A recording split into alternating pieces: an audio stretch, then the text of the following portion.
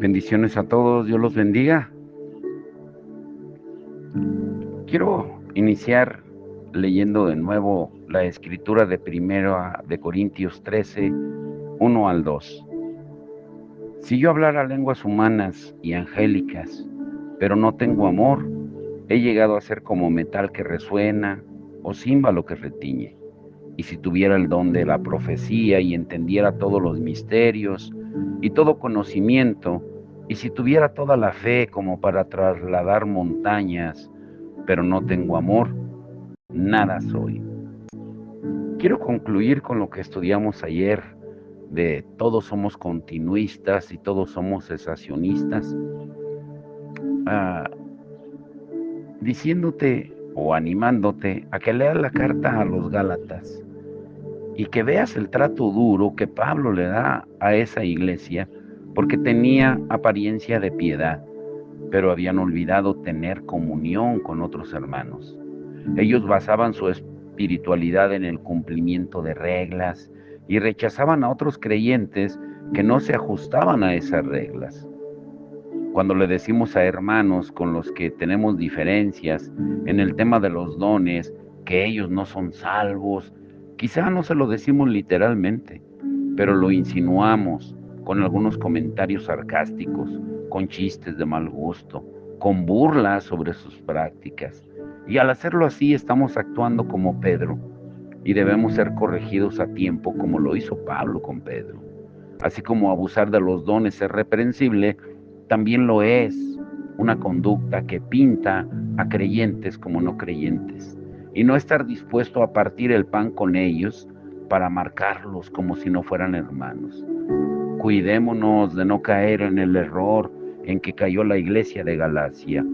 Pablo escribe en Gálatas 3, del 1 al 5, oh Gálatas insensatos, ¿quién os ha fascinado a vosotros, ante cuyos ojos Jesucristo fue presentado públicamente como crucificado?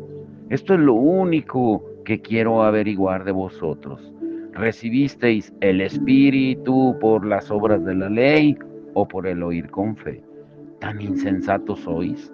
Habiendo comenzado por el Espíritu, ¿vas a terminar ahora por la carne? ¿Habéis padecido tantas cosas en vano, si es que en realidad fue en vano? Aquel pues que os suministra el Espíritu y hace milagros entre vosotros, ¿lo hace por las obras de la ley o por el oír con fe? Gálatas 3, del 1 al 5. Algunos dicen directa o indirectamente que su neumatología correcta, o sea, la doctrina del Espíritu Santo sobre los dones, es un requisito para la salvación. Es evidente que Pablo no lo consideraba de esta forma. Por el contrario, trató como hermanos a los miembros de la iglesia de Corinto, pero a la iglesia de Galacia les habló fuertemente porque su conducta de separación era contraria a la unidad del Evangelio. Grábate muy bien esto. Tu piedad no te salva, tus títulos del seminario no te salvan, tu conocimiento perfecto de teología sistemática no te salva. Solo Cristo salva. Arrepintámonos de nuestra arrogancia, de separar hermanos que son verdaderos hermanos por un orgullo espiritual en un tema que no lo amerita. Todos debemos tener convicciones profundas, pero todos debemos dar espacio para que otros tengan las suyas. La realidad es que todos somos continuistas y todos somos cesacionistas. Y se me dificulta mucho poder relacionarme con algunos que en persona se comportan de forma cordial, pero en las redes sociales se transforman y lanzan duros ataques contra todo continuista. Y también es difícil tratar a otros que se han autoproclamado apóstoles de la defensa de la correcta doctrina de los dones espirituales. Y por eso viven atacando a las personas carismáticas, a los que tienen dones, a los pentecostales, en pocas palabras. El problema con esa actitud beligerante es que muchas veces sus comentarios no son cuidadosos e incluyen a todos en una misma categoría extrema. Y les vuelvo a recordar y a repetir que yo estoy de acuerdo con que hay personas que abusan de los dones y que los practican erróneamente y que ponen en duda que si de veras son de Dios o no.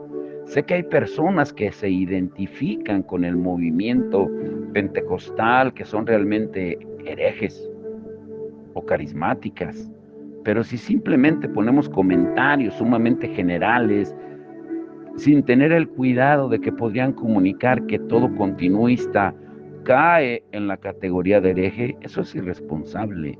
Sería lo mismo que decir que todo reformado es un hipercalvinista o que todo cesacionista es un escogido congelado. El problema principal con hacer del tema de los dones un grito de batalla personal, tanto del lado continuista como del cesacionista, es que podemos tender a olvidar o dejar de lado el predicar la belleza de Cristo. Nadie quiere estar en una iglesia donde lo único que se hace es criticar a los que se consideran falsos maestros y las prédicas son sobre desenmascarar a los lobos. Por supuesto que debemos identificar a los lobos vestidos de ovejas a través de la enseñanza y la predicación en nuestras congregaciones. Pero si predicamos de forma expositiva, lo haremos en textos que claramente apuntan a esa realidad. Pero aún cuando estemos enfatizando lo malo, no debemos olvidar de señalar a lo que todo pasaje de la Escritura apunta, a la belleza de nuestro Redentor y Salvador Jesucristo. Los dones espirituales son importantes, pero no deben ser el enfoque central de ningún ministerio, ya sea para promoverlos o atacarlos. Nuestro enfoque central y primordial es predicar a Cristo, su persona, su obra, el evangelio de nuestra salvación. Pablo dice en 1 Corintios 2, del 1 al 2, cuando fui a vosotros, hermanos, proclamándoos el testimonio de Dios, no fui con superioridad de palabra o de sabiduría, pues nada me propuse saber entre vosotros, excepto a Jesucristo y a este crucificado. 1 Corintios 2, 1 y 2.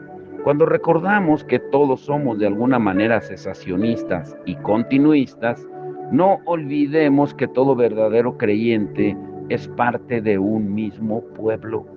Recordemos que ese pueblo fue comprado a precio de sangre y recordemos que nuestro enfoque primordial y central es mostrar a Cristo y a este resucitado.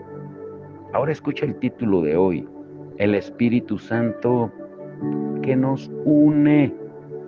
¿Por qué no buscamos la unidad dentro de la diferencia? El mayor deseo que debemos tener es poder presentar el Evangelio y mostrar como hermanos que podemos tener diferencias en doctrinas secundarias. Sabemos que estamos bien unidos en las doctrinas primarias fundamentales.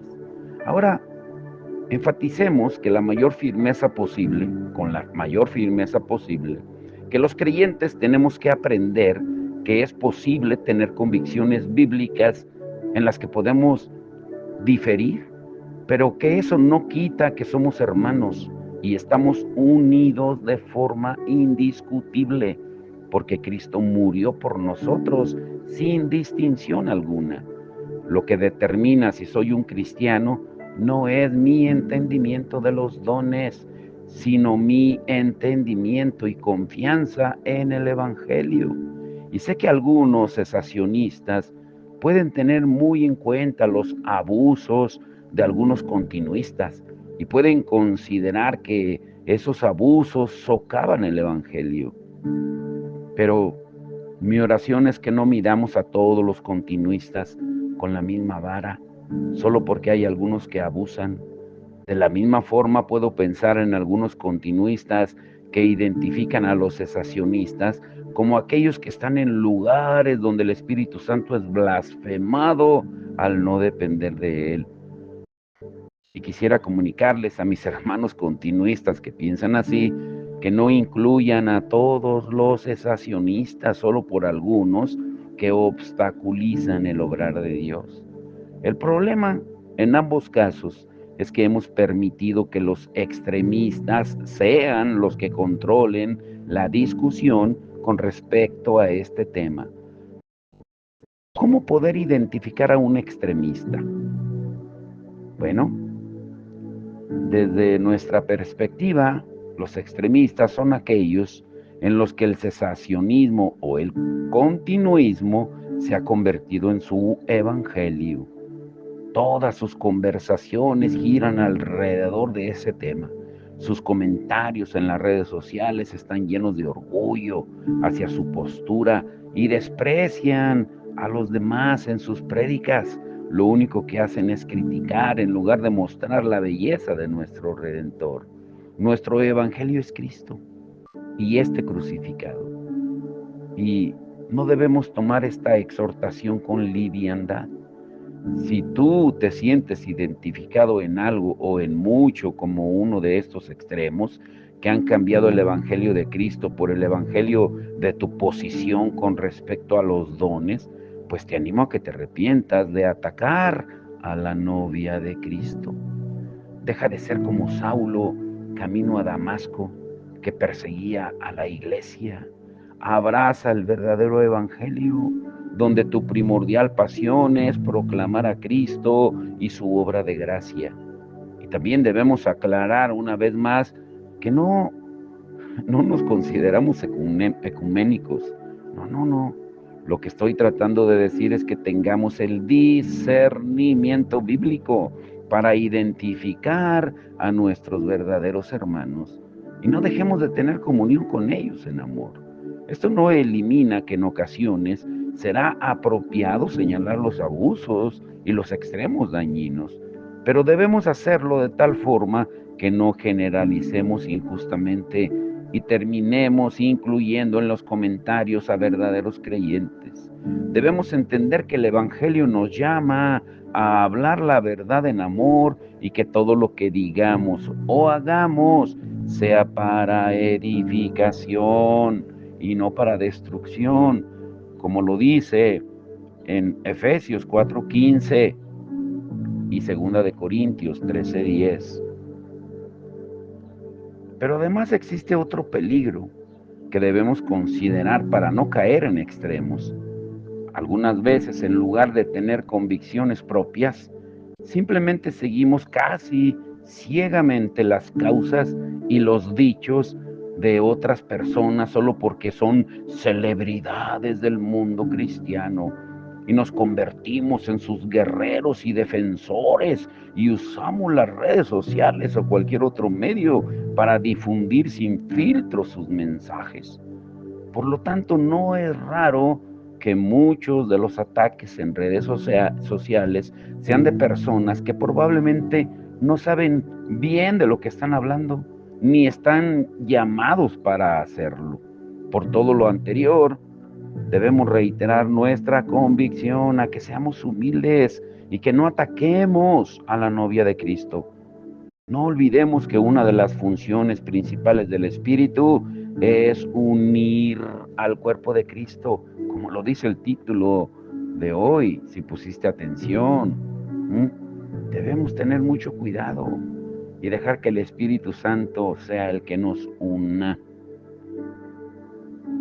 Tenemos que buscar la unidad. Una de las funciones principales, te vuelvo a repetir, del Espíritu Santo es unir al cuerpo de Cristo. Jesucristo en su última oración, en Juan 17, del versículo 2 al 23, resumiendo, él dijo: mas no ruego solo por estos, sino también por los que han de creer en mí, por la palabra de ellos, para que todos sean uno, como tú, oh Padre, estás en mí y yo en ti. Que también ellos estén en nosotros, para que el mundo crea que tú me enviaste. La gloria que me diste les he dado para que sean uno, así como nosotros somos uno, yo en ellos y tú en mí, para que sean perfeccionados en unidad, para que el mundo sepa que tú me enviaste y que los amaste tal como me has amado a mí. Jesús también dice en Juan 17:3, y esta es la vida eterna, que te conozcan a ti, el único Dios verdadero, y a Jesucristo a quien has enviado. En Juan 13:34 y 35, Jesús dice, un mandamiento nuevo os doy, que os améis los unos a los otros, que como yo os he amado, así también os améis los unos a los otros. En esto conocerán todos que sois mis discípulos, si os tenéis amor los unos a los otros. Una de las labores del Espíritu Santo en Hechos era unir al pueblo de Cristo mientras iba salvando a los elegidos. En el libro de Hechos se muestra el imparable evangelio de Cristo que se predicaba y salvaba a multitudes de personas por todo el imperio romano a través del obrar y del poder del Espíritu Santo. Al salvar a todas esas personas de diferentes nacionalidades, trasfondos y posiciones sociales, el Espíritu Santo los traía a la unidad del cuerpo de Cristo. El apóstol Pablo, testigo de excepción de esa obra maravillosa del Espíritu en Hechos, lo describe de la siguiente manera en 1 Corintios 12:13. Pues por un mismo Espíritu todos fuimos bautizados en un solo cuerpo, ya sean judíos o griegos, esclavos o libres, y a todos se nos dio a tener del mismo Espíritu. Es interesante ver que este glorioso libro de los Hechos no solo da muestras del poder del Espíritu Santo para salvar, sino también de su poder para mantener a todas esas personas tan diversas y diferentes en un mismo cuerpo.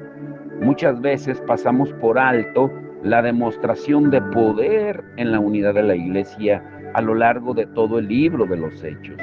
Desde la unidad en el aposento alto, la generosidad de la iglesia al cubrir las necesidades de sus hermanos, el orar juntos por los prisioneros, el cuidado de Priscila y Aquila por Apolos, el concilio de Jerusalén, el evidente amor de la iglesia de Éfeso al despedir a Pablo y mucho más. En todos ellos vemos una y otra vez cómo el poder del Espíritu no es solo demostrado al salvar personas, sino también y de forma preeminente al unirlas al cuerpo de Cristo. La obra del Espíritu no es simplemente salvar personas para que vivan de forma solitaria. La realidad del obrar del Espíritu es que nos salva para que tengamos comunión unos con otros, que es parte esencial de tener comunión con Dios, en 1 Juan 1:3. Por eso es fundamental que antes de empezar a lanzar acusaciones o comentarios incendiarios, podamos tener el discernimiento para saber si las personas abarcadas en nuestros futuros comentarios son creyentes como nosotros.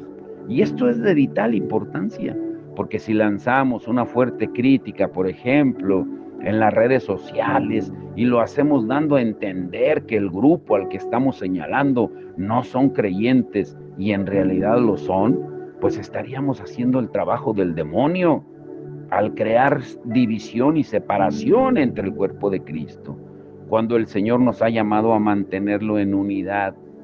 En esta época de redes sociales, estamos muchas veces más ocupados en hacer crecer nuestra cantidad de seguidores que en cuidar la unidad dentro del cuerpo de Cristo. La naturaleza humana caída también se manifiesta en las redes y a veces nos hace más populares burlarnos, criticar y actuar como justicieros de las redes que animar la unidad entre verdaderos hermanos que tienen diferencias en doctrinas secundarias. Efesios 4 del 1 al 3 dice, yo pues prisionero del Señor, os ruego que viváis de una manera digna de la vocación con que habéis sido llamados, con toda humildad y mansedumbre, con paciencia, soportándoos unos a otros en amor, esforzándoos por preservar la unidad del Espíritu en el vínculo de la paz. Hay un solo cuerpo y un solo Espíritu, así como también vosotros fuisteis llamados en una misma esperanza de vuestra vocación. Efesios 4, del 1 al 3. Les vuelvo a reiterar, no estoy hablando de ecumenismo, de reunirla o unir la idolatría con la fe. No, no, no. Mucho menos de dejar pasar todo pensamiento equivocado. Hay verdaderos herejes en ambos lados del espectro que afirman que solo son sus formas y sus creencias que los hacen creyentes. Y eso siempre será condenable. Tampoco queremos quitarles el entusiasmo a todos aquellos que tienen como meta ser los más precisos posibles en su entendimiento doctrinal y que se sienten la sabiduría.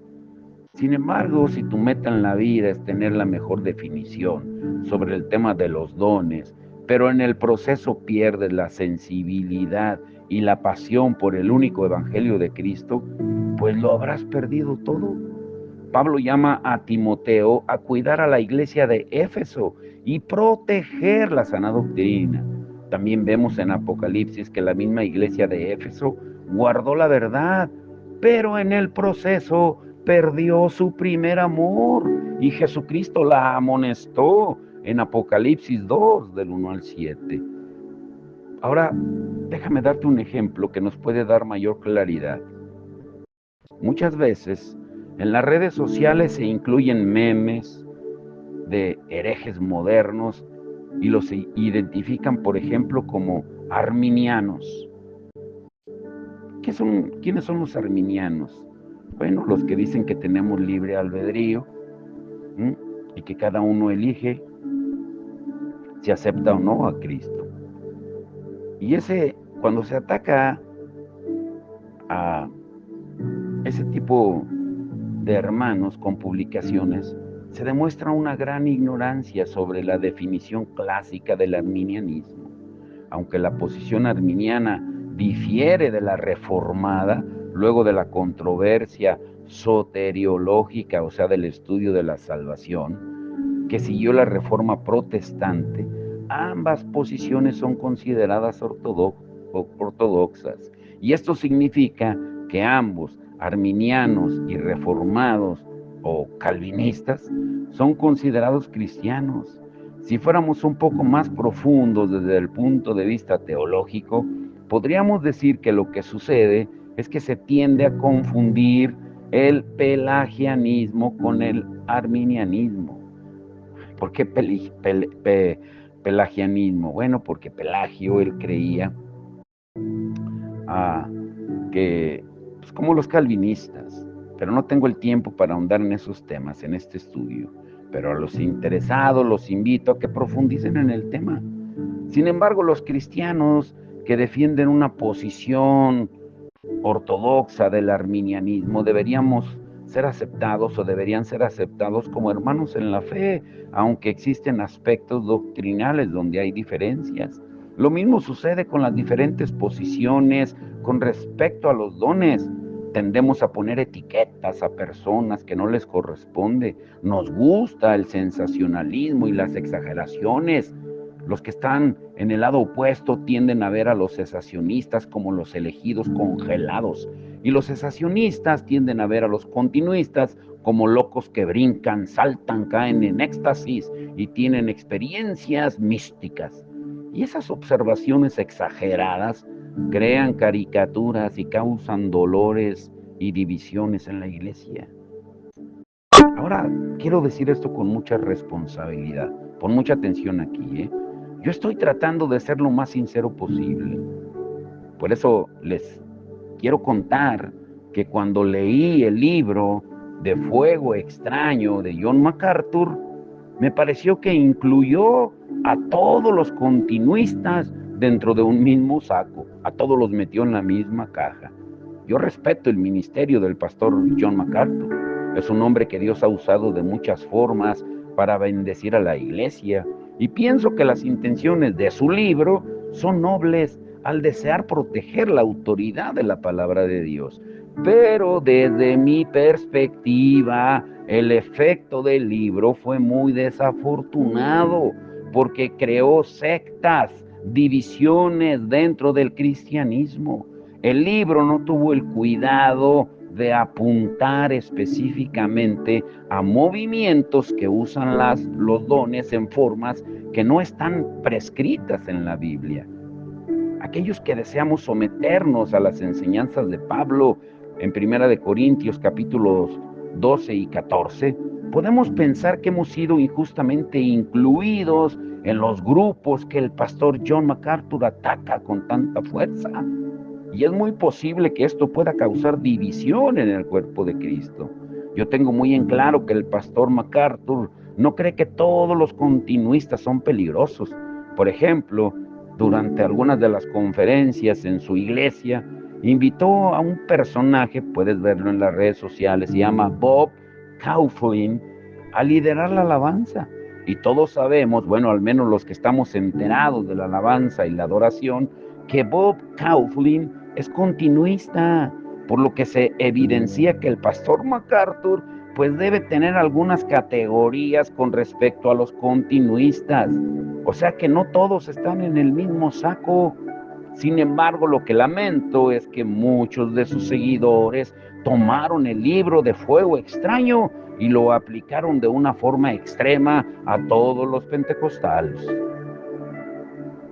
Todos los creyentes que estamos invirtiendo tiempo en pensar sobre el tema de los dones espirituales, debemos pasar tiempo meditando en Efesios 4 para estar seguros de que en medio de nuestro deseo de ser fieles al Señor y su palabra, no terminemos dividiendo y atacando al mismo cuerpo de Cristo. Si parte de la obra del Espíritu es crear unidad en el cuerpo, pues entonces uno de los puntos que recalca Pablo en su carta a los Efesios es dejarnos ver que aquellos que atacan la unidad del cuerpo de Cristo están trabajando como agentes de Satanás y contristando al Espíritu Santo. Pablo dice en Efesios 4:27 al 30, no deis lugar al diablo y no entristezcáis al Espíritu de Dios, por el cual fuisteis sellados para el día de la redención. Ambos versículos están en el contexto de esta exhortación inicial presentada por el apóstol Pablo en su carta. En Efesios 4, del 1 al 3, él dice, yo pues, prisionero del Señor, os ruego que viváis de una manera digna de la vocación con que habéis sido llamados, con toda humildad y mansedumbre, con paciencia, soportándoos unos a otros en amor, esforzándoos por preservar la unidad del Espíritu en el vínculo de la paz. Hay un solo cuerpo y un solo Espíritu, así como también vosotros fuisteis llamados en una misma esperanza de vuestra vocación. Efesios 4, del 1 al 3.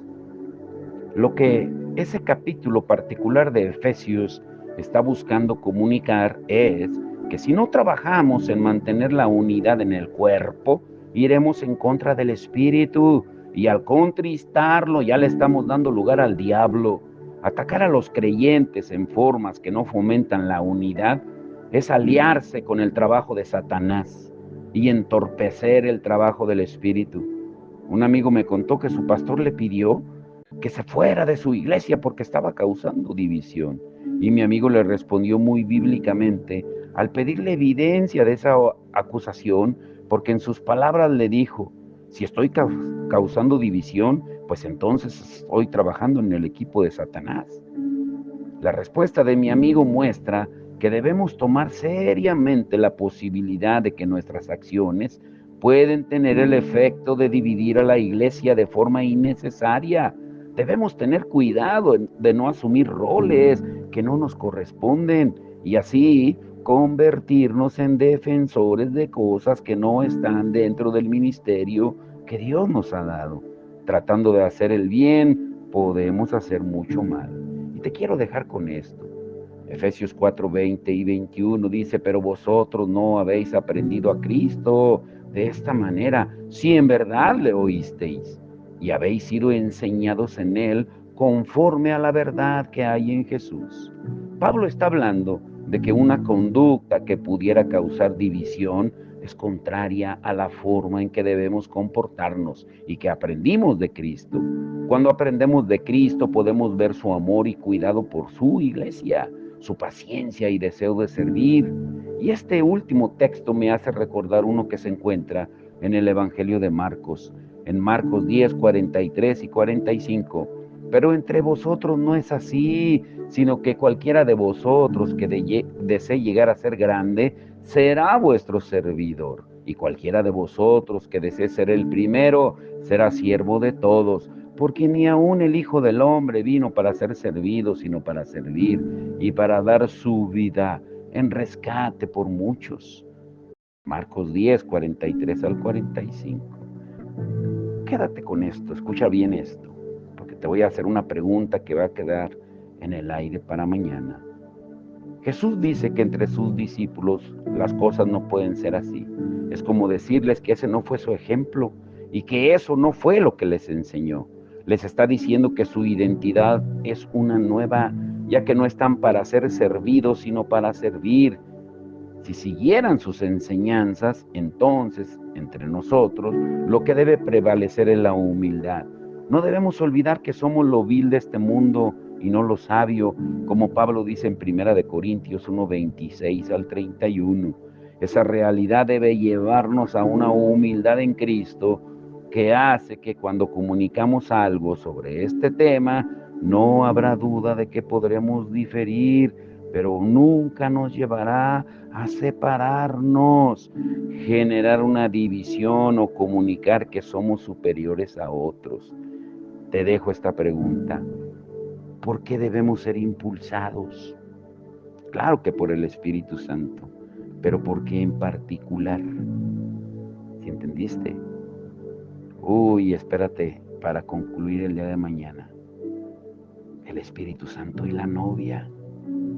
¿Cómo estás tratando a la novia de Cristo, que es la iglesia? Ay, Señor.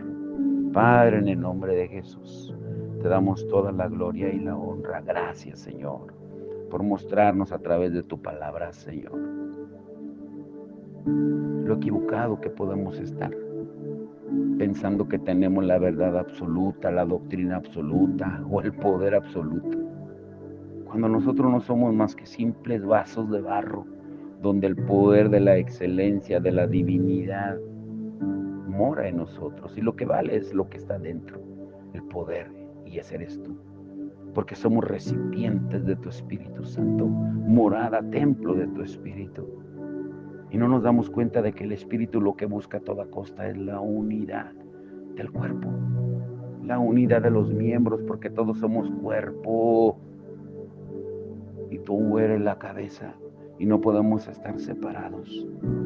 Danos entendimiento en tu palabra, Señor, y a fomentar la unidad y no creernos más que otros, sino a vivir en humildad.